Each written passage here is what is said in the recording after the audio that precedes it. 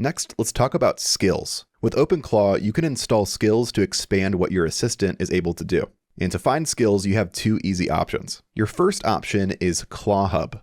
You'll find a link to this in the video description as well. Here you can publish skills and browse skills that are available. And you can also install skills through the public skills directory on GitHub. This link is also available in the video description. And here's how you install skills super easily. Scrolling through here, we have a bunch of different stuff here that we can see. But the first skill that I would start with is the Google Workspace skill. So if I do Control F on my keyboard or Command F on Mac, I'm going to type in GOG. And I'm going to go down to the second one here. And here you'll find a Google Workspace CLI. This will allow you to connect Gmail, Calendar, Drive, Contacts, and Sheets, which for an AI assistant will be really helpful for it to have access to. So if I click on this skill here, and then I copy the GitHub link, from there I can go back into Telegram, and then I can write a message to my bot that says, install this skill.